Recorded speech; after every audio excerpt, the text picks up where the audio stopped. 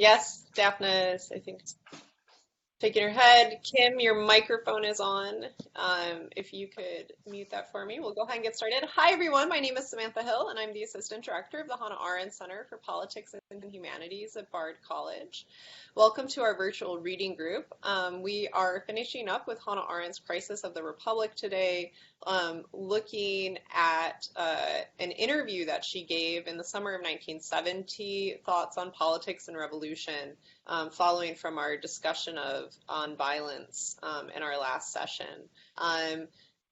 So I thought that I would just kind of try and tie some of the thoughts on nonviolence into the thoughts on politics and revolution, since I remember at the end of our last conversation, many people asked to pick up with nonviolence in this group as well. And I think what we get in thoughts on politics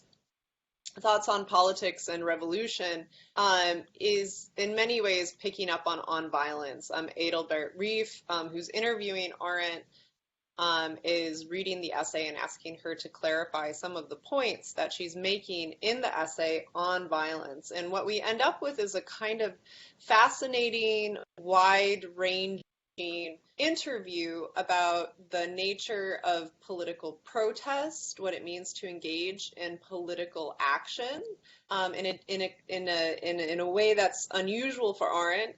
Instead of in The Human Condition, when she's talking about political action in these kind of philosophical terms of acting in concert, here she's drawing upon some experiences in the world and some of the political events that are happening. She begins with a reflection on the student protest movements in the United States and the Berkeley free speech movement. So we get some reflections on political action and what it means to engage in political action, but also Arendt kind of thinking about in the interview how political action is changing over time and the different forms of political action that we can engage in. And so at the beginning of this interview, when she's talking about the revolutionary student movements in the West and thinking about how we engage in protest, a couple of the points I think that she's highlighting that can be helpful to us today, and maybe we can draw her reflections into our contemporary political moment, is how can protest change the climate of opinion?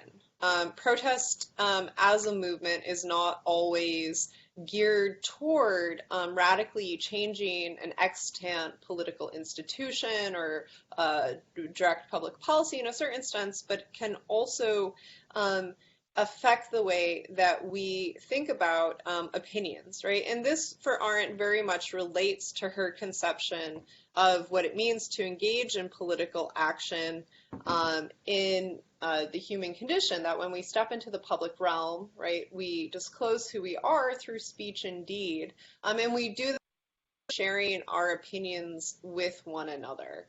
And through those sharing of opinions, we might be able to change one another's mind.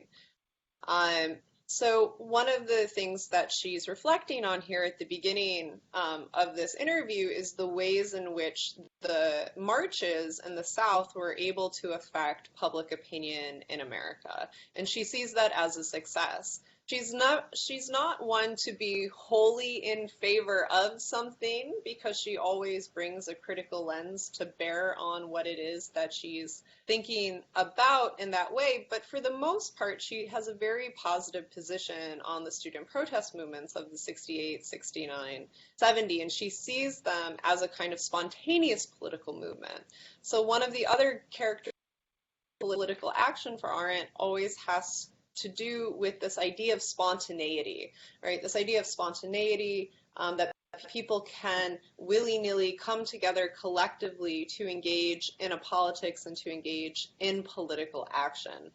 And this principle of spontaneity in relationship to political action, I think, is really important for Arendt because it's fundamental to her conception of freedom, right?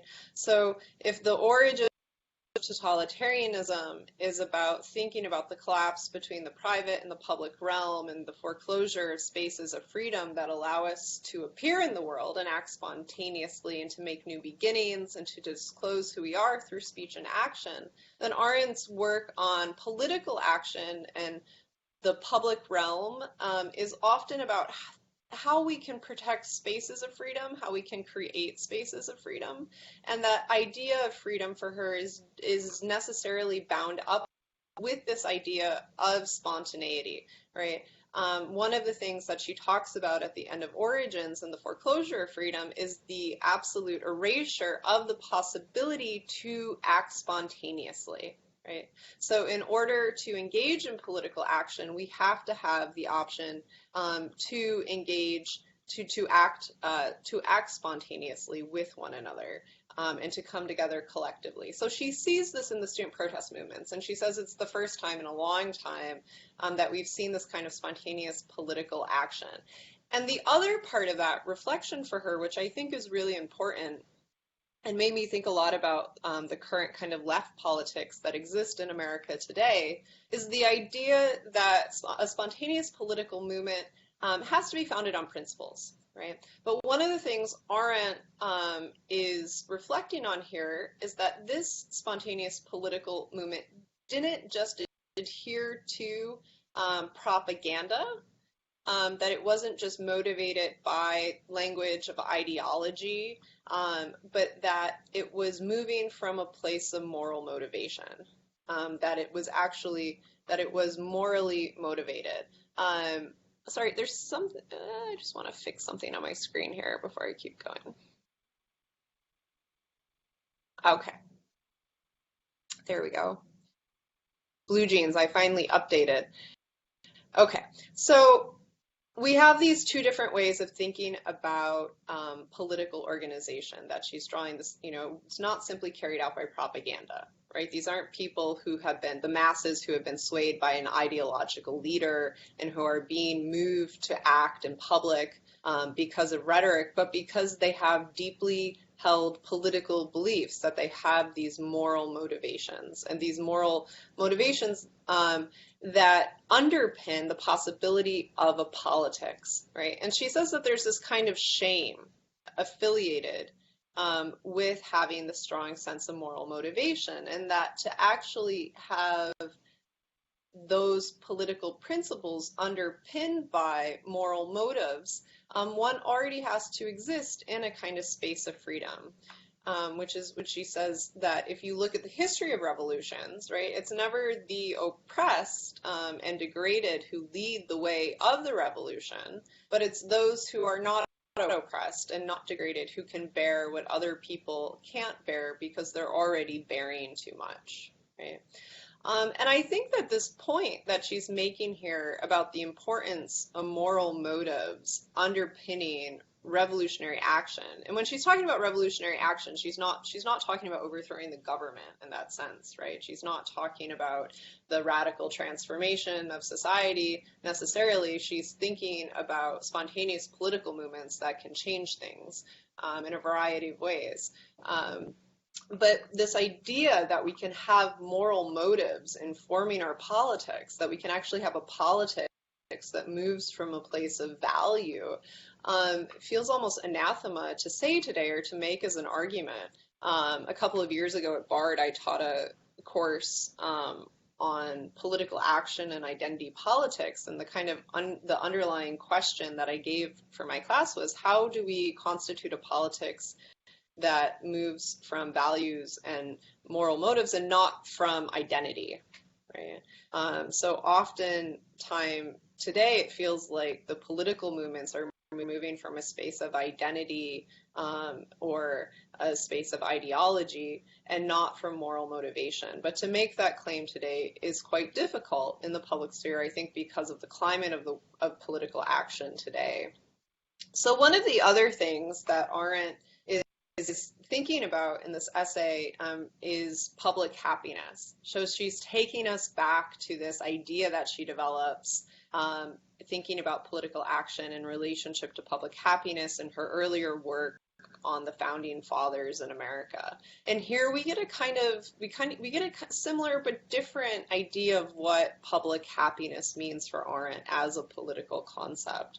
So it's easy to imagine her kind of conception of Jefferson and Madison coming together, sitting around the table, engaging in vigorous political discourse, and that they can find public happiness in this experience of discursive engagement, of conversation. But here she's also extending that idea of acting in public beyond those kinds of dialogic speech acts to protest, right? So one can also find public happiness in protest movements, and I think we saw this perhaps, our perhaps contemporary analogy would be the Occupy Wall Street movement, where there was a lot of joy and a lot of like happiness in the people who were participating in the Occupy movement before it fell apart. I was one of the first people to participate in Occupy DC and helped get it going. And it was really disheartening in a certain way to watch that public happiness fade as it became more and more instituted and regulated as a movement in certain ways. And now which I'm happy to talk about, but now one of the conversations that's being had on the left in America is the need for less happiness in politics, the need for less joy in politics. I read an essay last week, that we need more discipline and less joy. And this to me is actually quite frightening because it's the opposite of the democratic principle of public happiness that Arendt's presenting us here, right? And she's thinking about what it means for citizens to engage in politics, right? To be motivated to go and participate in a local town council meeting, which is ultimately where she's going to end this interview, thinking about the possibility of a council system, a kind of horizontal, bottom-up power structure in America, which she never fully develops into an idea that could be systematically, applied in the American. It's an alternative, model of government structure. But I think the underlying point that she's driving at there is, trying to get people to participate in our political institutions so that they have more direct power over the public policy decisions that are affecting their lives. And that's something we can talk about as well.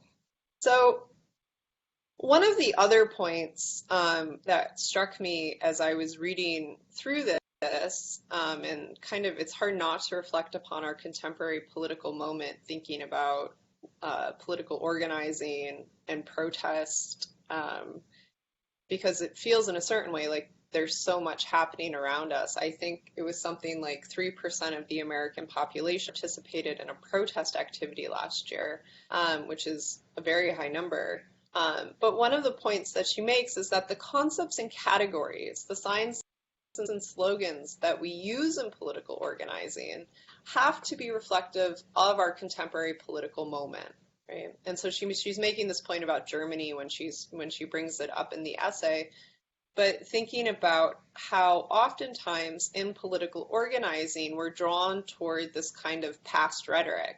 I don't think Make America Great Again quite works here as an example, but if you've been to a political protest in the last 10, 20 years or so on, you hear the same protest slogans repeated. I often joke that, going to any kind of protest today often feels like a yard sale for left-wing ideology, where people are like hawking their wares and they have the answer to all of our political problems, but there's no real conversation between the people who are showing up.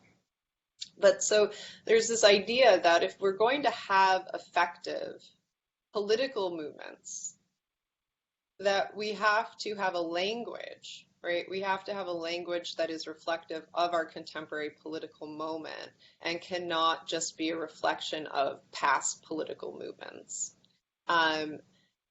So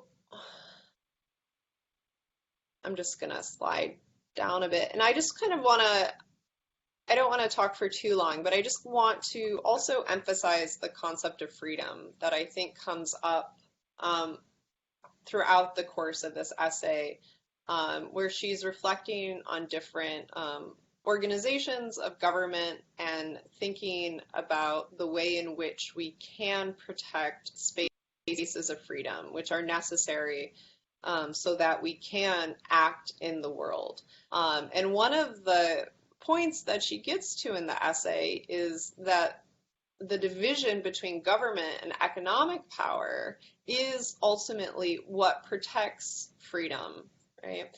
And I think that this is a really point, but I think it's also, I was struck by, the extent to, in a certain way, that this essay has become outdated in the contemporary American context. But this principle that we have to have a strict separation between government and economic power is been completely lost. And it feels like a lot of the political organizing, just to go back to Occupy as an example, that's been happening in the United States over the last 20 years, has been precisely directed at the collapse of the separation between government and economic power structures. And so I think, so at the end of this essay, Arendt, and I'm sliding over a bit of the conversation about Marx, which we can come back to and see what people want to talk about, and so on. But, she comes to this idea of the council system, right? And thinking about how we could have more horizontal organization of power so that it's distributed among citizens who want to participate in the political process, which for her her critique there, her fear is of sovereignty, right? And I think in another interview she gave 2 years later, she says that if fascism is going to emerge in America today, it's going to a sovereign branch, because already in the early 70s, sovereign power was condensing within the office of the presidency, which compromises the separation of powers, which she's very fond of. She sees the Montesquieuian separation of powers as, the kind of the primary underlying principle of American democracy and what makes it so exceptional for her when she's coming to it.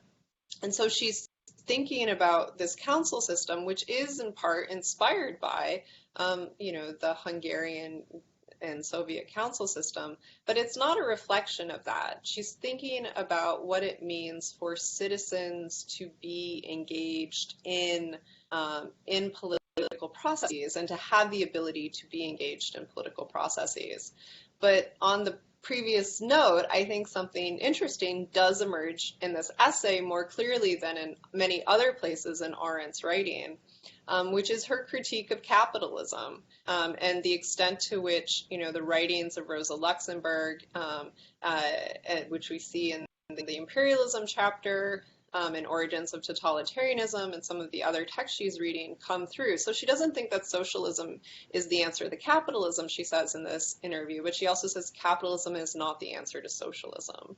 And she sees the system of capitalist expropriation, which led to imperialism and colonialism, as fundamentally dangerous, right? I think she says it's abhorrent. She doesn't really tease that out, what she means when she says that.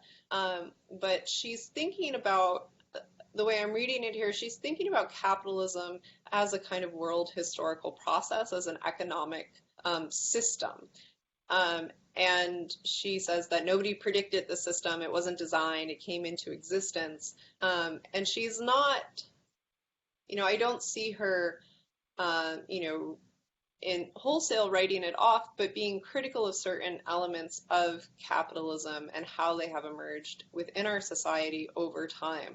So in a conversation with Mary McCarthy, there's a great exchange where Mary McCarthy asks Arendt where she says, and how do you feel about capitalism? And Arendt says, I don't share Marx's great faith in capitalism, which is a brilliant kind of retort. But what she means by it is that capitalism is not going to carry out history in the way that Marx thought that it would evolve us into a socialist society.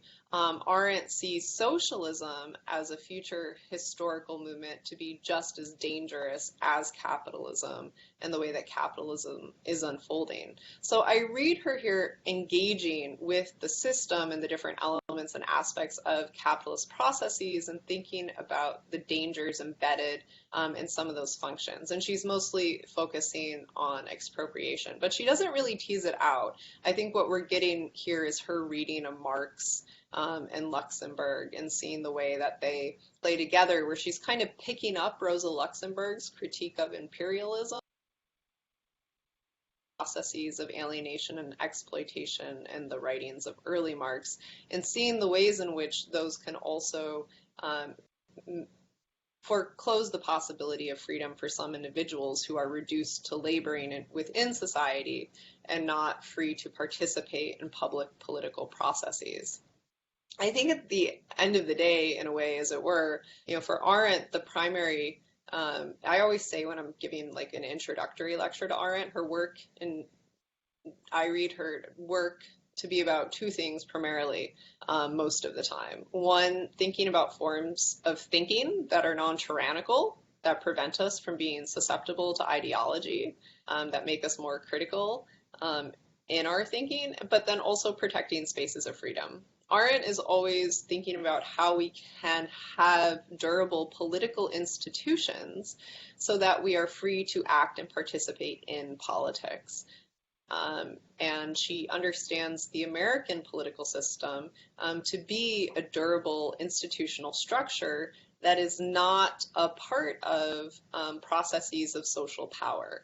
She thinks that she sees, I think, it's a kind of traditional political science way to think about the separation between what we might call politics and the political, right? So the political are the durable institutions that we have, that we rest upon so that we can engage in politics. So we have free speech, we have the rule of law, we have constitutional rights, and then we engage in politics and engage with those institutional structures. And so she's thinking about how we can she's thinking about freedom and the interplay of freedom between politics and the political in that sense, both the need for the creation of durable political institutional structures that allow us to act, and then what it means to actually engage in politics, right? To engage in spontaneous political action, to go out into the world and to organize for causes that we believe in or against things that we might deem to be immoral. But just to come back to the beginning, for her, what I hear in this essay is that those political movements should be grounded by moral motivations and not by ideology. They should be reflective of our contemporary political moment. They should be spontaneous, which is reflective of freedom. People are not forced to participate in political action, and that it should be joyful, right? Political action should be something that creates a kind of public happiness, is something that we do with other people. So I'm going to stop there. I think I've been talking for about 20 minutes or so, and open it up to conversation. The one last thing that I had was and just thinking about public happiness.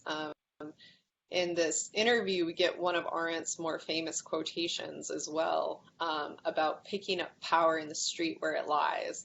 And she says that the problem with revolutionaries today is that they're not actually going to cause, they can't create a revolution because they don't understand power, right? And if they saw the street, they wouldn't actually know how to organize and pick up power in order to do anything useful with it.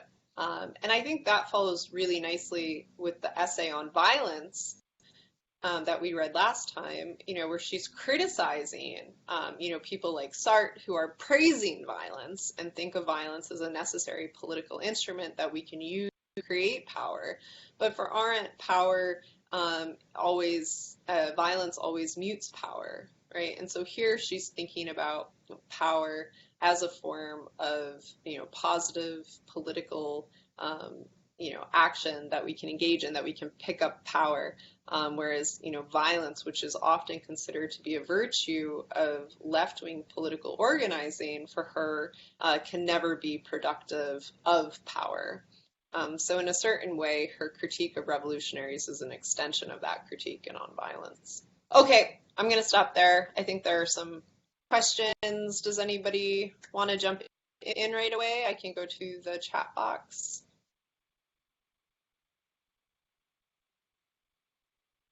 Can I just ask a technical question?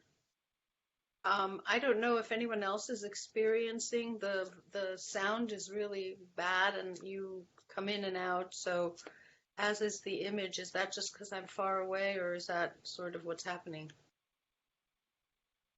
I'm having the same thing, Margaret. Mark, so Same I can here. hear you.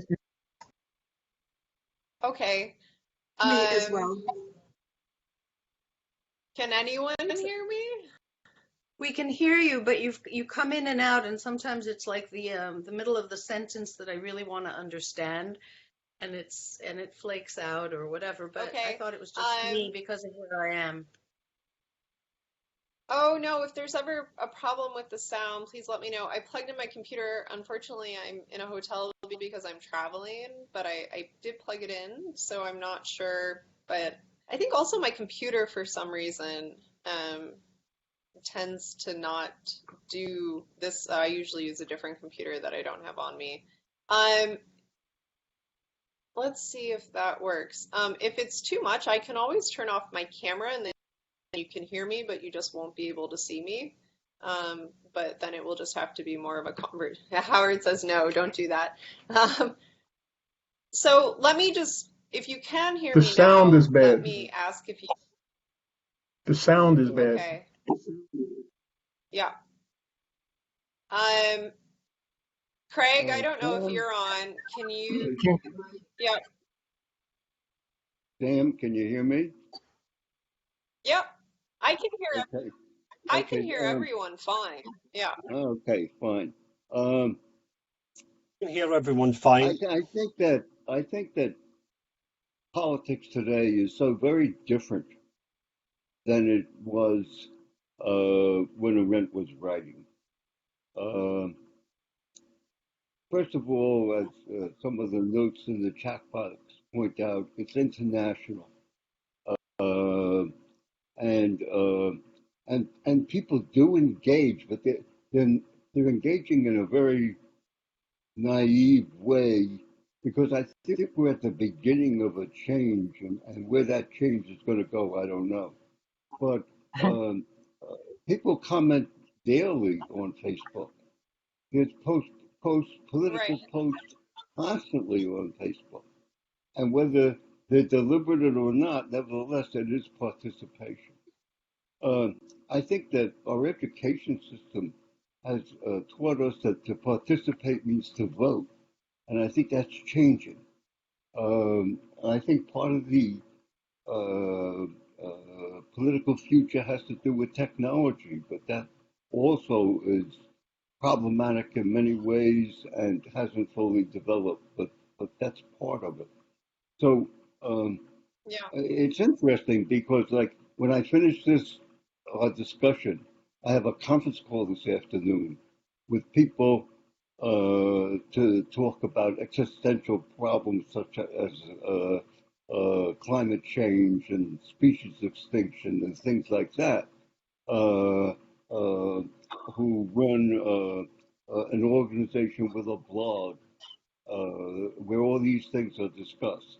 And I'm thinking, I'm looking at a book now that's talking about Southern Hemisphere epistemology and how it's important to consider that, not just Northern epistemology. And I think changes are happening in academia with Black studies, Indigenous studies, subaltern studies. So I could go on, but the point is that we're in the beginning of a transformation. And one of the problems is, I think, that we're at the very, very beginning. Hey, Sam? Yeah. Oh, this is Margaret. Just also, I mean, I take what Howard's saying, but I guess the thing that struck me reading a lot of this, and particularly the closing bit about the possibility of a council state, what argument that the folks who are doing that the best right now are on the far right. What about it seems to me there's an implicit she's got that such organization would sprout from certain views or certain moralities that would be, not necessarily far left, but not white supremacists. Let's put it that way. And there are implicit self-selecting council members in small groups who are organizing in a horizontal way, do not affiliate with the power at the top, so to speak, but very much proclaim, their views to be to be straight up white supremacy. I mean, would her argument be that that is, to your point, just identity politics, identity of the far right, or how would her arguments incorporate what we're seeing today in that? Yeah. But Yeah, so I agree. Yeah. I agree that the fundamental character of political protest in the United States is Well, changing, and it has changed a it's a lot bit, since 1960. I'm sorry, Howard, are you trying to talk to me? Your microphone's yeah, I want to be the devil's has changed a lot in the advocate. unit. Can everyone? Doesn't Okay. the point of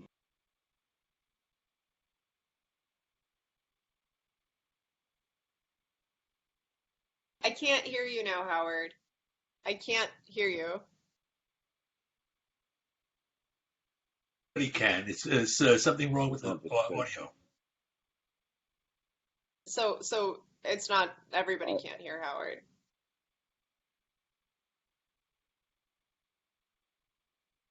what I'm trying?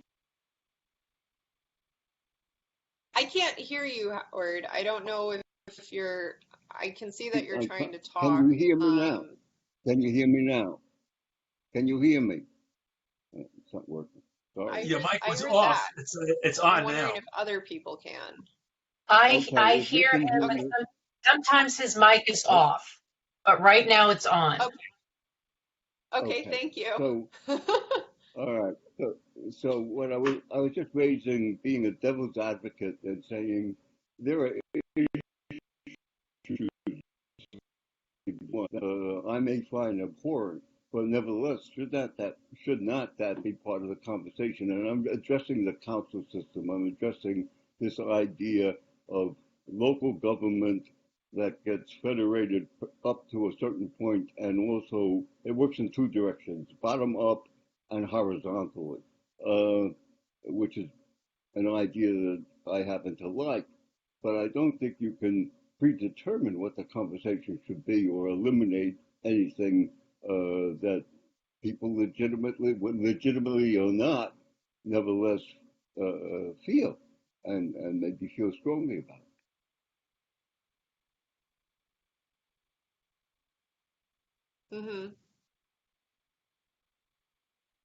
So I think, did you want to respond on Margaret? Just to give you the fair back and forth. Sure. Sure, I get that, but it just seems to me that so much of what she's doing is to talk about, is there a place for thought and politics and protest in avoiding how tyranny of certain sorts that she was quite familiar with. So my concern is that some of the basic building blocks she's articulating could lead to exactly the end she's trying to avoid. But I might have it wrong, so that's why I'm asking. Yeah. So I think, so the fundamental character of protest in certain ways has changed and has been dramatically impacted by social media technology. now, and we are watching that unfold. So to go to your concern, Margaret, I think there's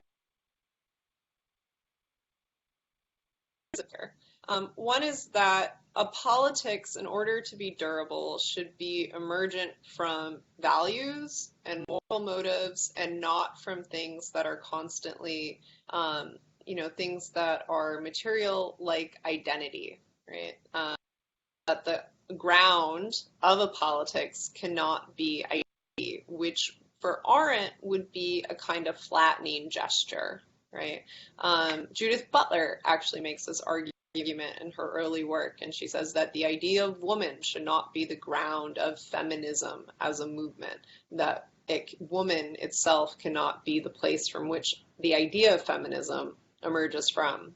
But values, right, are also, Arendt talks a little bit here about bourgeois freedom, right? And she's starting to kind of but it's a conversation, so we don't really get the whole picture, but she's starting to get into the idea of what it means to have, certain freedoms, certain abilities within society that are afforded through certain social and economic processes.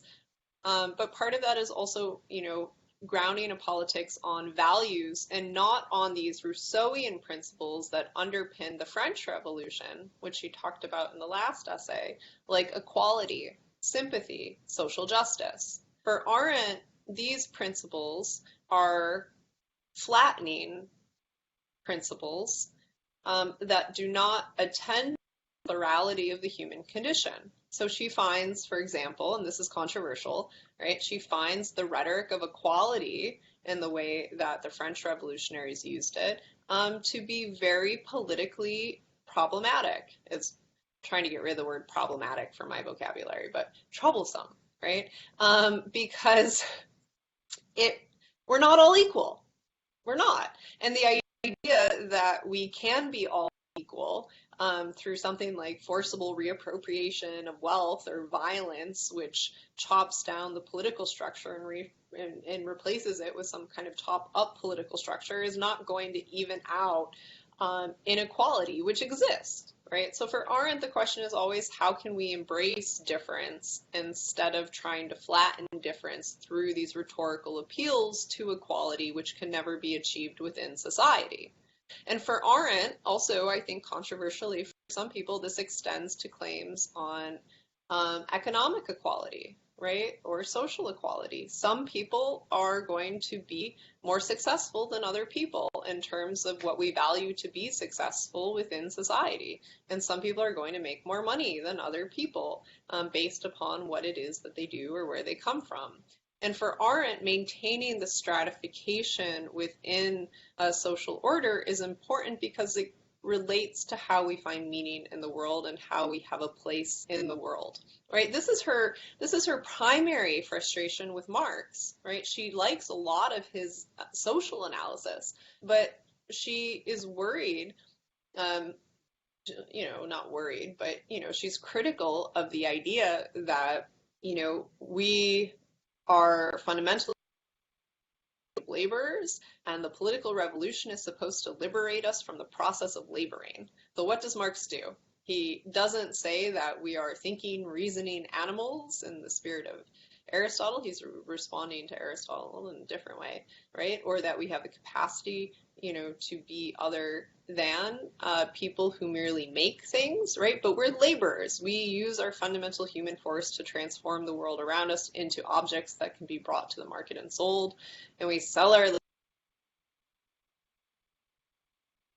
the class struggle between the proletariat and the bourgeoisie is going to eventually bring us the labor, proletariat class to consciousness so that they revolt, usurp the forces of power, and liberate themselves from the need to labor.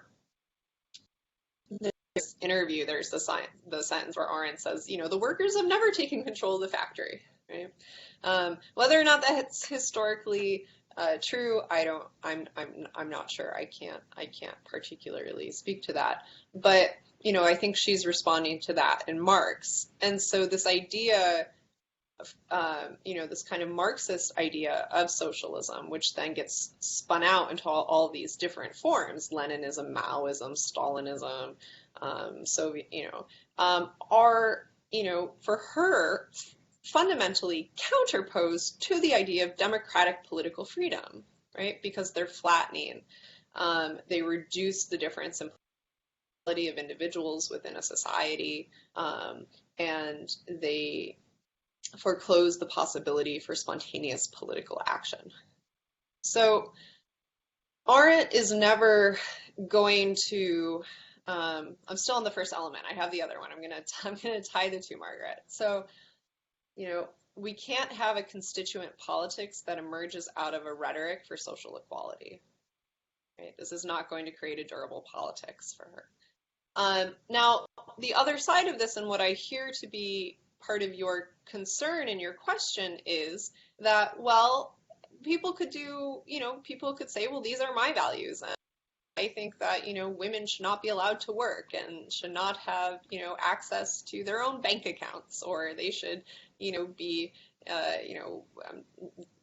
and so on, right? But it doesn't, I don't think that's a kind of moving that direction because of the way that she's conceptualizing what it means to engage in political action. So just as rhetorical calls to social equality as a form of justice cannot be constitutive of a politics, for Arendt, we have a moral responsibility to ourselves and to the world that we share in common with others to be attentive to the ways in which individuals are deprived of their freedoms, right? And so she, uses Thoreau as one of her examples, and Socrates, and Martin Luther King would be a good example. So Thoreau, who famously spent a night in jail for refusing to pay his poll tax, protesting the war, felt the political actions of the government to be unjust, right? And so he refused to participate in the unjust actions of the political institutions that he was subject to. And for Arendt, that's part of the way she's thinking about moral motivation in relationship to political action. We have to retain that inner harmony with ourselves and what we understand to be good, because what is good cannot be dictated by the laws of political institutions. So slavery and segregation, right, are moral offenses to humanity, individuals within society to protest that, So I don't hear it extending to that, kind of those kinds of claims that you fear, because Arendt fundamentally is concerned with freedom. She's concerned with protecting spaces of freedom, and she's concerned with spaces of freedom, and I forgot the other point there. But does that make sense, Margaret? The other point will come back to me. Yeah, it does. No, it does, because it means that there is an undergirding to the structural suggestions she's making. Undergirding, the premise of, I guess, certain values that wouldn't let it go in that direction then. So even though there are horizontal bottom-up movements of all kinds of viewpoints, as you say, the ones that from the get-go are about freedom. So I think at the, when she's talking,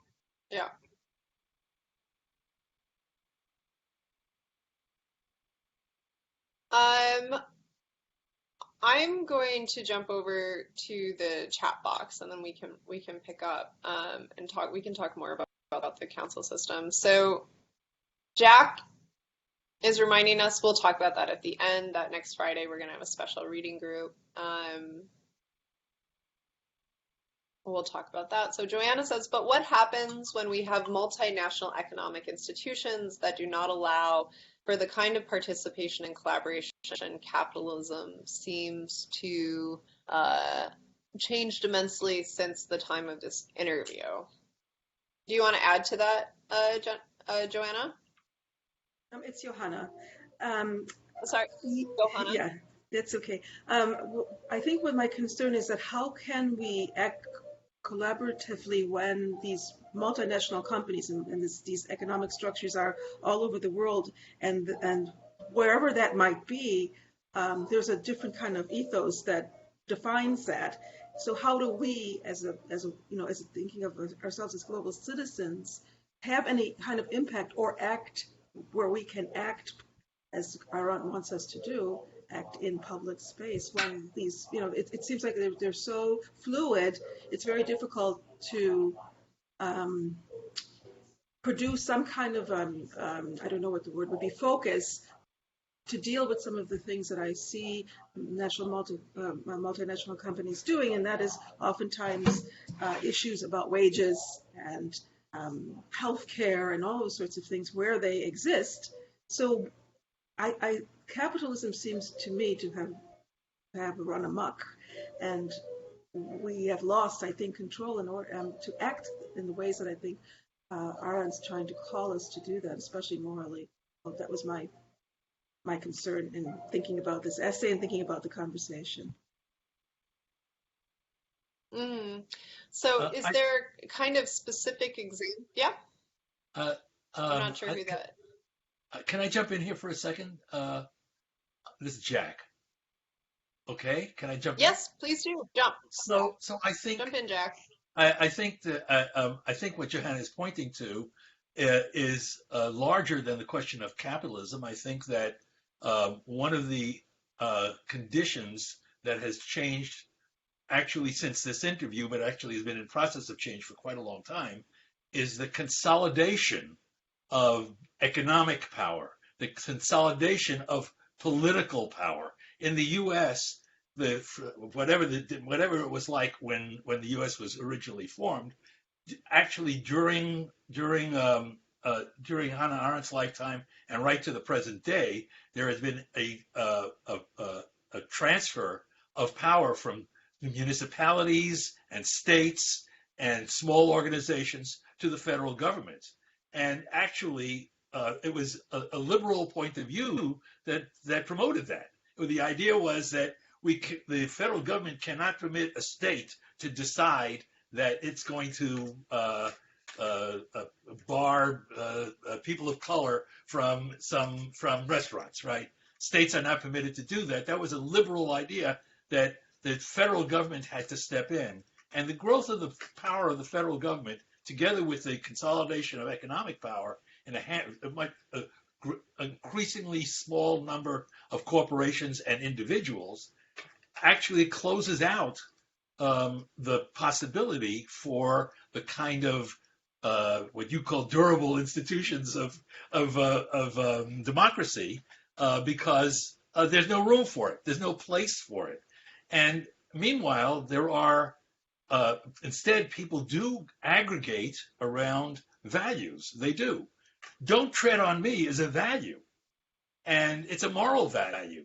And it's a moral value that motivates a large number of people that's very different from the ongoing culture that we live in. And so they operate in opposition.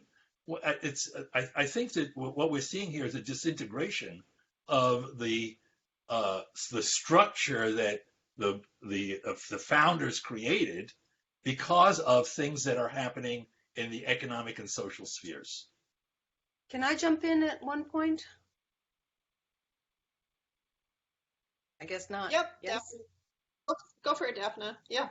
There's two things I want to say. First of all, capitalism Yes.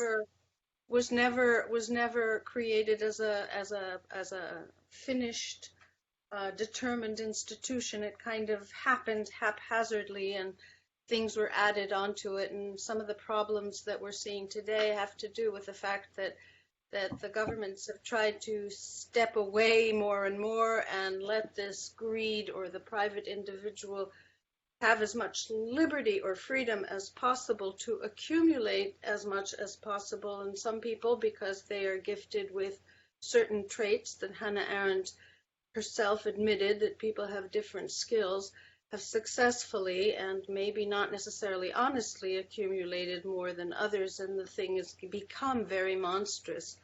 But I think, to get back to the article, the writing, Hannah Arendt's writing, is that it isn't so much values, but she says somewhere in one of her essays that it's opinions, that everything that that drives political action is based on opinions, and that we have constantly multiple opinions that we need to kind of not necessarily adjudicate, not necessarily judge between these, but rather to converse of all, to accumulate all these opinions and converse in some sort of public arena to motivate ourselves to some sort of political action. And it's not just a matter of moral values. It could be the issue of the opinion, as you presented earlier, the example of people who have the opinion that women should be baby machines and cook in the kitchen and do nothing else. That's an opinion. That's obviously not factually based. But facts also get in the way, she kind of says. So the problem is that when we have people of such divergent opinions, to enable political action to move forward, we actually have to have a place where all of these opinions are expressed and to some extent argued out, if I understand her correctly. Yeah. Yeah. So, can I jump in here? Sure. There are places like that. We don't hear about them, or they're underplayed. And this is mostly because what we hear about is an American European point of view. We're not told about what's going on in the rest of the world. There's the World Social Forum, which probably everyone heard about. There's all kinds of things underneath that. There's social movements all over the world. Latin America is a very interesting place to look at. So is India. And the problem is that we don't go there. There's a whole movement from the indigenous community, which is now asserting its right to say, hey, our knowledges count. That's what I mean when I say we're at the beginning of something that's changing. And where it's going, no one knows. But we have a tendency to agree with Margaret Thatcher when she said, there is no alternative. In fact, there are many. Well, I think one of the important points that Arendt makes in this interview as well is in response to a question about her comment on violence about the third world is an illusion. That's an ideology. And Reeve says to her, what did you mean by this shocking statement? Were you simply trying to shock people? And she says, absolutely not. I mean it completely. The idea of the third world is an ideology that flattens the important social, political, cultural differences between other countries that exist within them. And she said, try telling a Chinese man that he belongs to the same world as an African Bantu tribesman, and this, she says you're in for the shock of your life if you do that.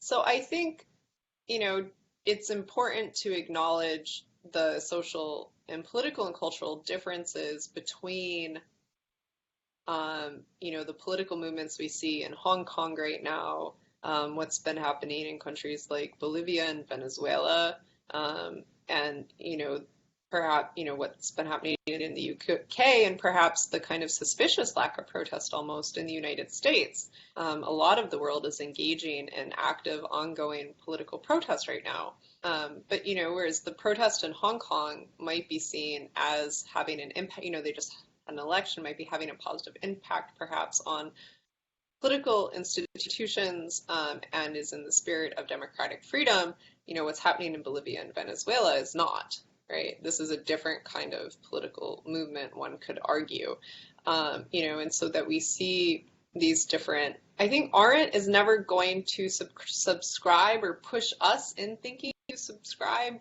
to any kind of, right? Any kind of self-proclaimed socialism, communism, even capitalism, right? Capitalism for her, she understands to have become concretized as a kind of ideological movement that has attached values to it. And then there's a rhetoric of capitalism. And she's just as wary of capitalism as an ideology, in a certain sense, as she is of socialism as an ideology.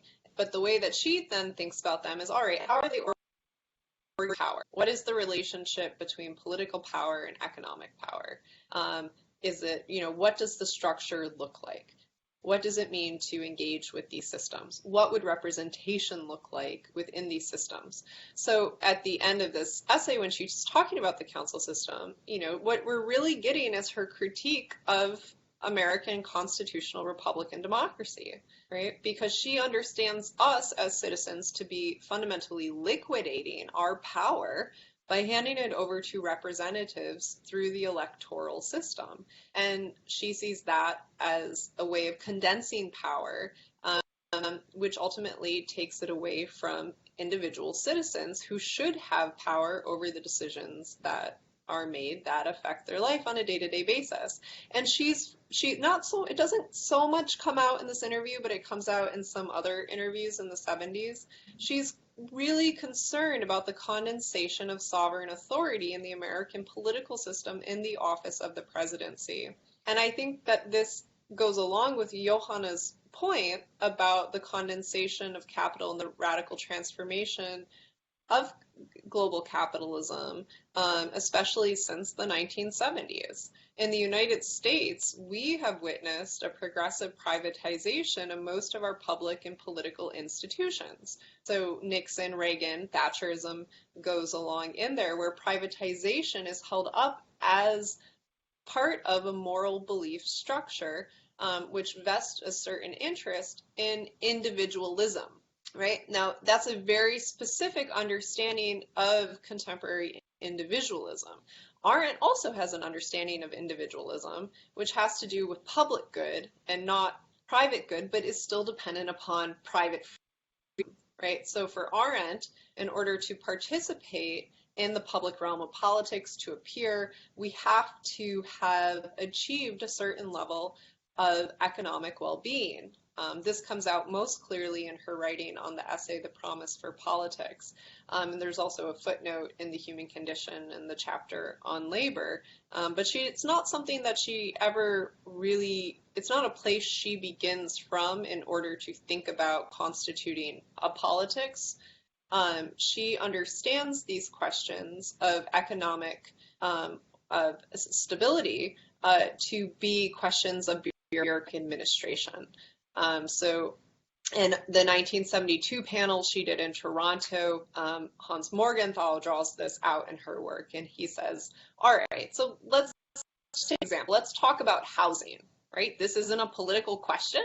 This doesn't belong to the realm of politics. And she says, well, that's, not quite what I'm saying, right? The question, does everybody deserve to have adequate housing, shouldn't be up for political debate. This is not subject to political opinion, right? Everybody deserves to have housing. Now, what does become a political conversation is, what is the best way to administer, public goods, right? Because it relates to this conception of freedom, right? We have to be freedom for Arendt is all about movement, right? Which is why I was trying to emphasize the point about spontaneity at the beginning, right? Spontaneity is that which it can't be predicted, right? It can emerge out of nowhere, and it's not dependent upon a predetermined future horizon of how a politics is supposed to unfold or what it's supposed to lead to, right?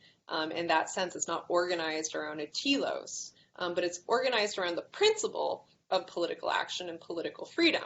And for Arendt, this freedom is all about movement and our ability to freely move between the different realms of life with a certain amount of ease. And in order to move into the public realm, we have to be secure in the private realm, right?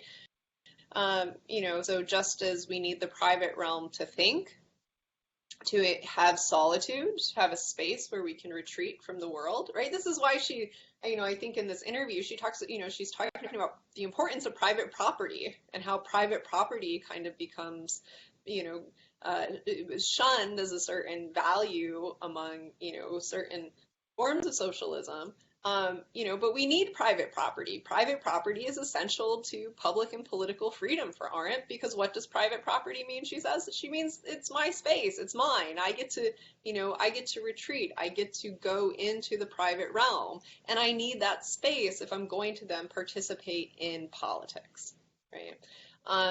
But this argument does not foreclose the argument that, yes, of course, many people don't have access to the space of the private realm, right? But it's not an argument for doing away with private property in order to have a kind of, authoritarian social structure that imposes an economic distribution of wealth. For Arendt, it's a question of economic distribution and how we can best have political institutions and economic institutions that allow people to have a certain level of economic well-being and freedom, right? And so that's where we start to see that, I think we start to see her own internal conversation between the different principles of, Marx that she's reading and Luxemburg, but then also, being very, completely turning away from any kind of Soviet organization or socialist organization, right? For her, this is not a good. As well, which of course is very different than what we might think of today as social democratic organization in countries like Austria or Germany or Sweden or so on, where they have different ways of distributing public goods, right? So in the United States, we have we pay less in taxes, right? And we have a very kind of anemic public welfare state in that sense. There are less public goods. In other countries, they have a more robust tax system and they have more robust, public goods that are distributed to the people. It's not clear to me, Arendt was not a Republican. She wasn't a Democrat. She wasn't even a liberal. So we can't really place her, which I think is it's one of the reasons why so many people have read these passages and tried to say, oh, well, she's making an argument for small r republicanism because she's turning to this council system. But really, she's concerned with freedom. She's concerned with the principle of freedom. She's concerned with, thinking about the best way to organize society. And she's not beginning with a kind of pre-formed understanding of, well, this is the best structure, right? Because there's nothing, I think I said before, she's never going to wholly embrace anything, and this is part of that. She's not going to wholly embrace, capitalism as an ism, right? But, she's going to break down that and think about the various constituent elements of capitalism and which ones have been good and which ones have worked and which ones have not worked over time.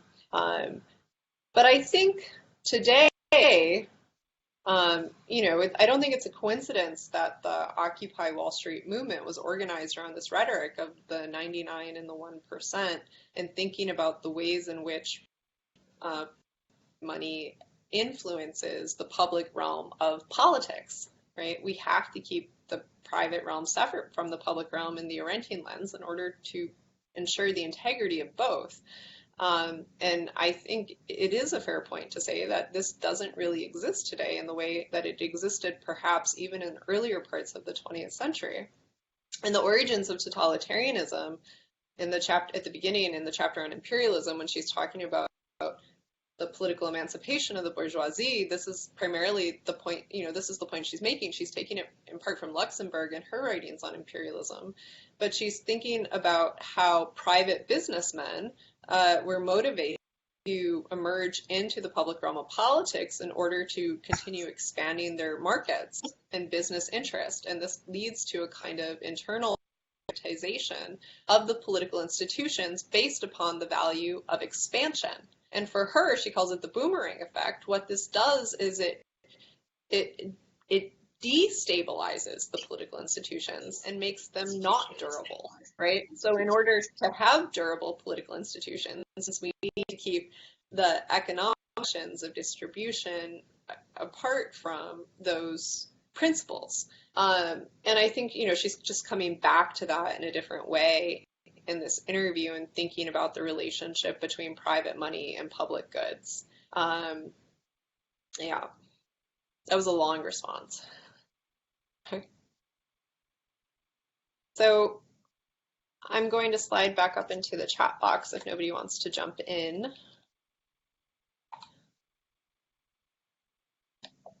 Jason says, Jason says, I would very much like to hear more about the joy in political action. Where do you suppose the roots of that emotional response lies? Do you want to add anything to that, Jason? Or I can just respond. So Arendt, yeah. I was really just, I would just like to, I was kind of tickled at the idea, and I would like to hear where that comes from. That's all. So she begins to develop the idea of public happiness in the 1960s when she's writing On Revolution, right? So in the final pages of On Revolution, it's literally the penultimate page, she turns to the French resistance fighter and poet René Char to talk about what she calls the lost treasure of the revolution. And she says, in order to understand what happened, we have to turn to poets who make and keep the words we live by and keep the storehouse of memory. And so she turns to Char, who had kept his wartime diary called Hypnos Waking.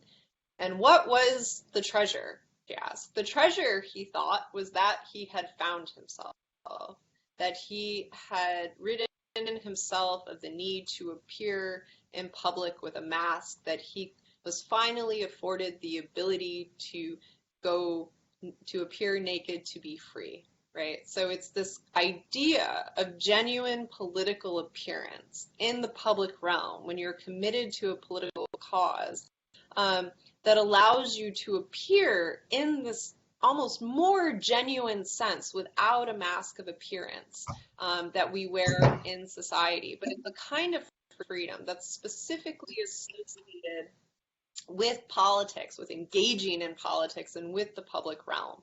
And for Arendt, this creates a kind of public happiness, right? That there's a joy, there's a happiness in that kind of genuine political participation when we are able to hear and to act, and that acting gives meaning to our lives, right? So that when we join a political movement and we become a part of that, when we have something to fight for in that way, when we're engaging, right? But she doesn't reduce it, right, to some kind of programmatic idea of what it means to engage in public or political action, but it's a way of appearing, right? So if we're going to put it in philosophical terms and talk about phenomenology, what she's offering us with this idea of public happiness is this, and public action, which happens spontaneously, is this kind of phenomenal appearance of public freedom and happiness that occurs when we spontaneously engage in collective political action with one another. And it's a kind of public happiness that can only occur in public with other people. So it's necessarily, also we could say a kind of communal public happiness, something that we do with other people. It's not the same as private happiness, which she draws a distinction. In the volume Thinking Without a Banister, there's an essay on public happiness where she talks about Jefferson and Madison and this idea of public happiness, and she draws a distinction between private happiness and public happiness. And this public happiness is in that appearance, the conversation, the revealing of who one is, and then being recognized for who one is. So oftentimes we appear in public before one another. We're not always engaging in these kinds of actions or what we are. And so who we genuinely are as people is not what is being recognized by the other. And I think Arendt here has a conception of what it means to appear in this kind of naked way without the mask of society that tells us we're supposed to be in. And that allows for a deeper level of political recognition that's only possible in the public realm. I'd like to add to that, if I may. It's a way of I'm sorry, as well Jason, in that sense. Jason speaking. Yeah, it was Jason speaking. Hi, Jack. Yeah, I didn't want to cut Jason off. So I just wanted to say that in the early '60s,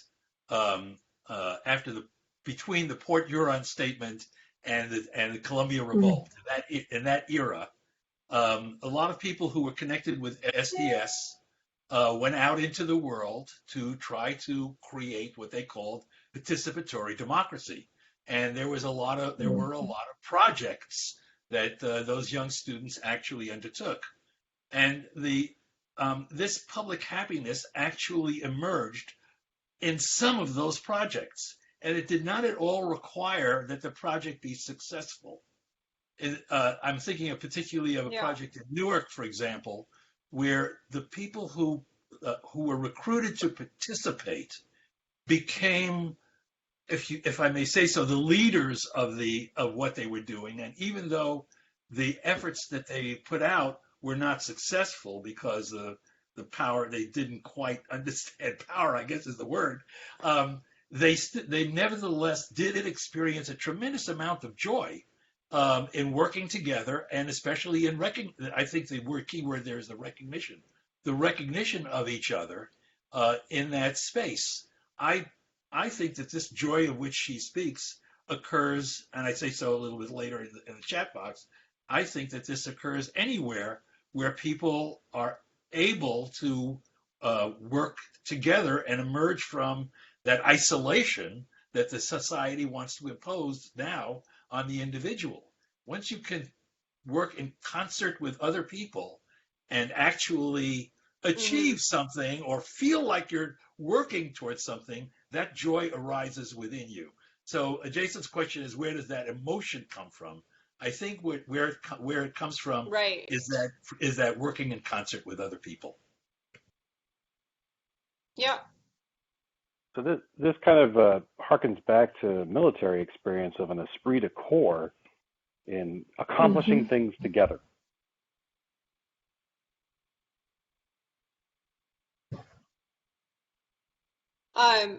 Susan, are you trying to talk? Did you want to jump in? No. Okay, your microphone turned on, so I wasn't sure. So where does the emotion, I mean, I think the emotion comes from acting together in concert and being recognized, when we appear in that way, in meaningful speech and deed, which I think is what Arendt is trying to lament the loss of when the revolution is over, is that, he realized that there was this sadness that he would no longer be able to experience that kind of happiness because that spontaneous moment of political action had passed, right? So it becomes a loss when we no longer have it. I can't remember, I was at some conference, somebody was talking about how the Yellowjacket protest in France, in part, was somebody was making the argument that they continue because people enjoy the community of the protest, right? And that people continue to organize because they find, they find joy in that coming together. Yeah. So, Jennifer says, I'm particularly interested in her paragraph on revolution and revolutionaries. Yes, speaks to the current situation in politics. When politicians declare revolution, I am suspect always. And I do see that there are people who yell revolution, and I am sure no idea what a revolution really is. It's anger they are talking about, maybe anger and powerlessness. And then I'll read, Daphne adds, I agree with Jennifer. Also, I think that joy may have been the ability to act during Arendt's time. Today, that is not a festive rarity. It is often strong and misdirected anger.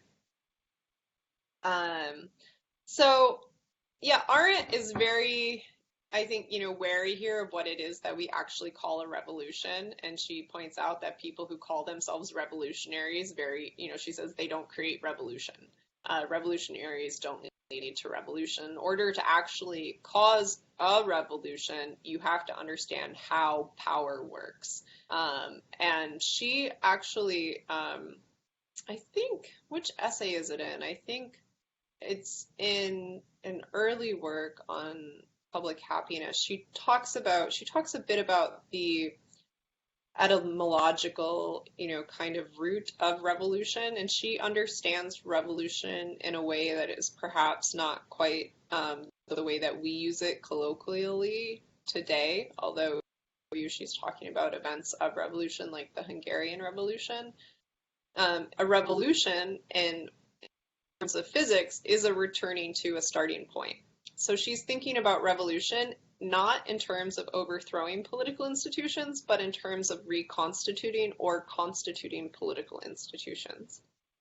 So she says that, a refounding of Rome, I think is the example, might screw up the quote, the refounding of Rome would not be a new founding, but a new, it would be a reconstitution, but it would still be a revolution. It might be the inverse of that. I can't remember. I'd have to look it up. But for her, the question is, how do we transform the political institutions when she's talking about revolution? And it's not this kind of French Revolution understanding of just overturning the system in an anarchistic sort of sense, but she has that line in On Revolution about how even the most radical revolutionary will become a conservative the day after the revolution, because even if you manage to do that, you have to then found a new order of politics. You still need political institutions in order to have spaces of freedom, in order to administer society. And so she's drawing attention to the kind of falsity of left-wing revolutionaries calling themselves revolutionaries because they don't actually understand how to use power or organize political institutions. So their revolution is not going to be productive of a new political order. It does, in many cases, lead to violence, though, which is dangerous and the opposite of power. So revolution for Arendt is not about violence. It's not about, it's not about social principles of economic equality or justice. It's about the reconstitution of our political system and freedom, ultimately. Do you want to add to that, Jennifer? Do you want to jump in? Then we can go back to happiness more if we want. No, I said a few other things that I'd rather jump in on later because I've moved on from that. And I love what you had to say. I used to be one of the people that said revolution, revolution. And then when I got onto this this group, I was like, oh, maybe I should be thinking about that. So that's great. Thank you. Yeah.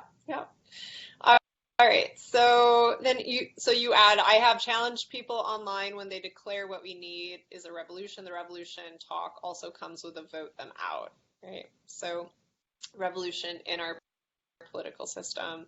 So Jack then says, joy in political action arises from the sense of belonging that acting in concert with others confers. I think this is what Jack was adding. The joy that I experienced at an earlier time in my life is reflected for me in the joy I perceive among those of my neighbors who are engaged in providing meals at their church. Yeah. I think, yeah, do you want to add to that, Jack? I think it's a really important point about what we imagine when we think about political action, and what it means to be engaged in a practical politics. Um, do you Yes, want that was to my add point. anything Thank you. there? Or should No, I that was keep my going? point. Thank you very much. So I regard those neighbors Yeah. who are doing this work as very similar to when I was working to get people their unemployment checks, right? Shaking my fist at the unemployment office. I think it's a very, very, very similar behavior. Yeah. When I was the president of my graduate employee union, UAW Local 232, and I was thinking about it. I was actually having a conversation with a friend about that kind of political work last night, and there were a lot of elements about that kind of political work, that were complicated. But what I found myself doing, more often than not, as was just trying to get people heating in the wintertime for their home, looking for subsidies or trying to find, vouchers for childcare. This kind of really everyday political work that people rely upon in order to go to work or to have, to engage in activities outside the home that help create a meaningful, just freedom so they can do what they want, right? And I oftentimes, before I did that work and did, more, I, I was a very, very misguided youth in a certain way. I spent a lot of time with the, with the kind of Bolshevik left in America, when I was in high school and college. And, they weren't, and this is my opinion, but they weren't doing on the ground political work to help improve the daily lives of people.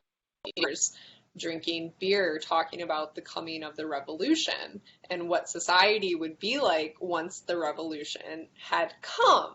And I, got to a point very quickly where, and they were also millionaires, right? So the people running these international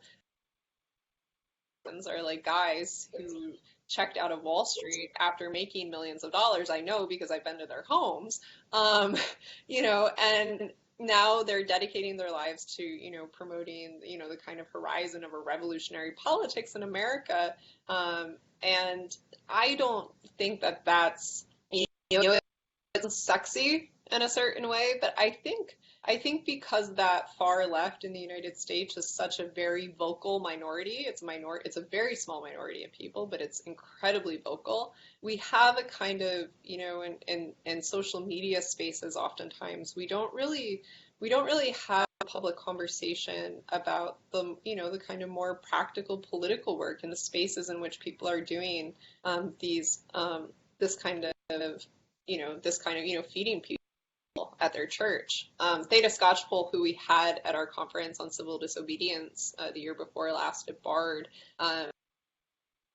political science at Harvard, she was doing a study of the Tea Party and political organizing, and then also looking at the ways in which individuals are organizing politically, and a lot of it's it's basically women. It's women who do a lot of the political organizing in the United States, and they organize through Facebook groups, having bake sales or other things that allow them to come together in a public space in order to take on a local political issue that they're unhappy with. And, that's not, this kind of grand notion of, revolutionary politics that some people want to subscribe to. But I think it's, for Arendt, it's much closer to the way she's thinking about the councils and local government, individuals in their communities participating in local politics at a practical level. Can I interject again, Sam? I'm sorry. Yes, of course. No, don't apologize. In Israel, I spent a lot of time carrying water bottles to Palestinian villages with organizations where the wells that the Palestinian villages had would be depleted. You know, it's rather warm out there, and the wells would be depleted, and we would carry water bottles. And this was an organized movement that I participated in. And I did it week after week after week after week after week. And you get very disillusioned when you see the total callousness with which members of your own state treat these Palestinians living in their villages. But a lot of the people that went with me on these weekly treks to supply water, which is a basic, you might know that, living necessity, make me sort of doubt the idea that Hannah Arendt is talking about, the kind of joy that we have in doing these things. I'm not sure if it's as simple as, you know, having the group participation in bake sales and church dinners or whatever it is that you do is what she's talking about. I think that it's a bit more complex. I think that a lot of the people that did what I did for years became disillusioned because there was so little achievement or progress from the institutional side. And it was individuals who did this. There was a little bit of joy that there were other like-minded people, but there was very little joy in the political action that we were taking. I think maybe part of that is also, for being a cynic, was the idea that here we were such do-gooders. We were doing good. Nobody else was doing good. And that was not, I think, a motivation that Hannah Arendt would have been proud of or considered in her work. I needed to say that, sorry. Yeah,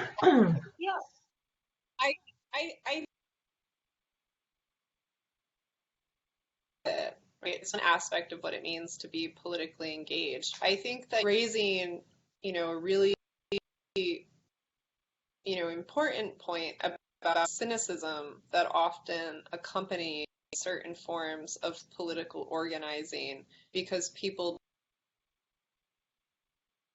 that the political action they're engaging in should lead to, and also because there's something, I think it probably depends, but on the far left, there's a kind of environment of cynicism that leads to distrust of institutional structures in a certain way that makes it difficult to tell reality from fiction. So when Arendt says, you know, that politics should be reflective of our contemporary moment, what I hear her to be saying there in part is the politics we engage in should be reflective of our you know, it should be reflective of our present political circumstances, and it shouldn't be reflective of a kind of imagined utopian future in any capacity, and it shouldn't be reflective of an idealized past,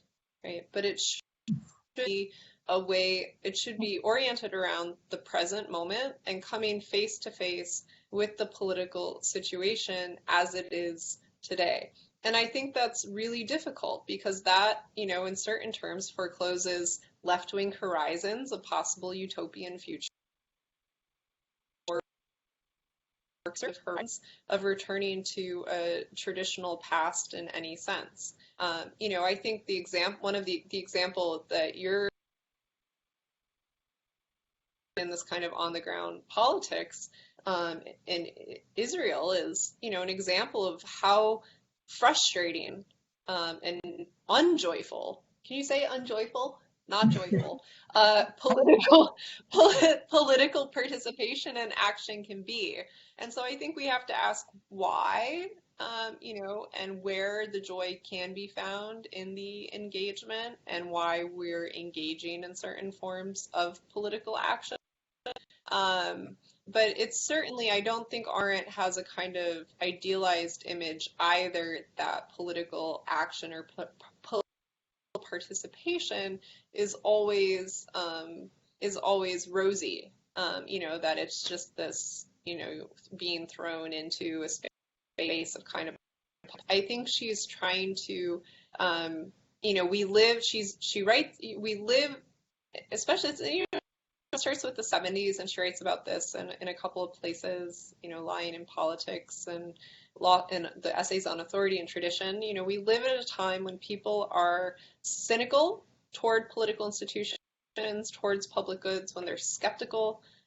We live in a time when people don't trust any kind of, government structure in a certain sense. I think we certainly see this with the election of Donald Trump in the United States in 2016. One of the reasons people voted for him is because they're frustrated with our traditional political institutions, and they don't feel represented by them. And I think what Arendt, which is not a wild complaint, but what I think that Arendt is trying to create then, and making this argument, because she's thinking about that with Nixon, is how can we motivate, how can we restore, this idea that there is a happiness in politics, that politics is not just evil, politics isn't just bad, politics isn't just necessary, and we shouldn't see it as a burden that we have to bear as citizens, but we should embrace the power we have as citizens to engage in politics. And when we do that, there is a kind of public happiness that exists there that doesn't exist in other forms of life, and it's a particular kind of public happiness. But it's not this argument that, like, it's not prescriptive in any sense for Arendt, and I don't think that she has illusions about political revolutions being joyful places, but she's trying to return that value to us, that as citizens we have the power to engage in political action, that we can come together spontaneously and work together in concert to do things, that we don't have to liquidate that power of public participation to other people, to representatives or to elected political officials, but as individuals we have the ability to engage in political power. And I think it's hard to convince people that, but I don't know, civic participation in the United States has remained relatively stable over time. According to the Pew Research Center, people who participate in social media and online forums are more likely to participate in civic activities in the real world. I just noticed we're totally over time. I've been yelling at you about civic participation. Can I say one thing about this? Can I say one thing? Yes, go for it. Yes. I'm on a town council in my community for 3 terms, Yeah. and I have to say that there is tremendous joy in being a town council member. And it's a volunteer position, but we deal with government entities all the time. And it has changed the way I see government. And when I see people distrusting and shrugging their shoulders, these are people that are, by and large, not involved at a very local level. Yeah. I think that's wonderful. That's a great note. So Susan, are you trying to? No. I am. I'm here. Okay. I wasn't sure if you were trying to jump in. No. Okay. So so we have reached the end of Crises of the Republic. I don't have new dates to give you today, but we are having a special meeting of the virtual reading group next Friday. That's been organized by you. Would you like to say, I think, Susan, you're going to oversee the conversation? Do you want to tell people what it is? Can you hear me now? Can you hear me? Yes. Okay. I've been having trouble with my audio for the last couple of weeks. So it will be a virtual dialogue session. We'll see how that goes, and be a little different from our normal format. So I did send something out to everybody, and look forward to talking with everybody who wants to be there. Great. So Could you answer Robert's question in the chat box?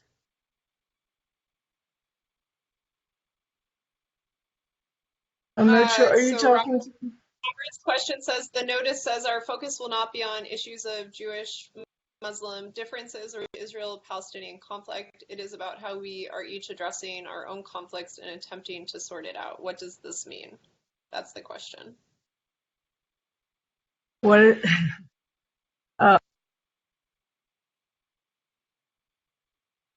So the main thing that means is that this is about our own experience of the controversy that happened at the conference and of similar situations maybe that we've had to deal with.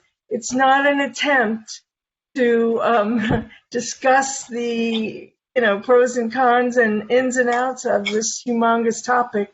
It's more about our own ways of dealing with how we address it, not much less of an intellectual attempt than personal experiences. Thanks.